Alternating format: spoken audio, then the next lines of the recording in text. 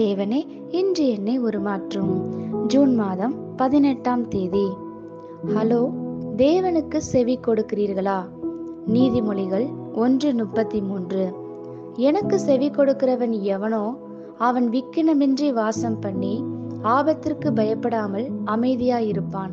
கிறிஸ்துவின் அடிச்சுவடுகளில் நடக்கும்போது ஒரு மகிமையான காரியம் நாம் தேவனுக்கு செவி கொடுக்க கிட்டி சேர முடியும் என்பதே. இது எந்த மதமும் போதிக்காத ஒன்று. தேவன் தம் பிள்ளைகளோடு பல விதங்களில் பேசுகிறார். நண்பனை போல ஆலோசனை.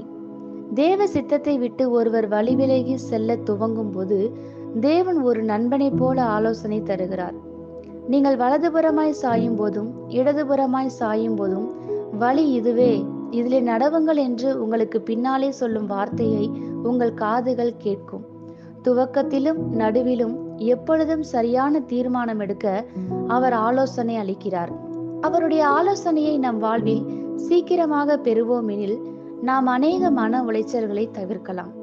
அவர் பேசும் வரை அவருக்காக காத்திருங்கள். அவர் ஒருபோதும் கட்டாயப்படுத்தி நுழைவதில்லை. தகப்பனை போல கடிந்து கொள்ளுதல். அன்றியும், என் மகனே, அவரால் கடிந்து கொள்ளப்படும் போது சோர்ந்து போகாதே. பிள்ளைகள் தடம் புரளும் போது அவர்களை தகப்பனை போல கண்டிக்கிற வழியை தேர்ந்தெடுக்கிறார்.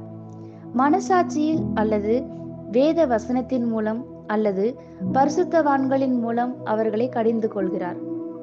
கவனமாக ஏற்றுக்கொள்ளுங்கள். சோர்ந்து போகாதிருங்கள். அதனை சாதாரணமானதாகவும் எடுத்துக்கொள்ளாதிருங்கள்.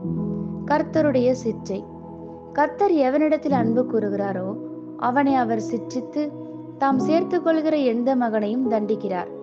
தேவனின் மெல்லிய சத்தத்திற்கு தேவ பிள்ளைகள் செவி சாய்க்காத போது அன்புள்ள தேவன் அவர்களை தூர எறிந்து விடாமல் அவர்கள் மனம் திரும்பி வரத்தக்கதாக கஷ்டங்களை அனுமதித்து சிற்றிக்கிறார்.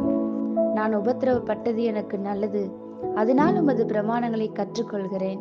ஆமேன். இந்த வார்த்தைகளினால் நீங்கள் ஆசீர்வதிக்கப்பட்டீர்கள் என்று நாங்கள் நம்புகிறோம்.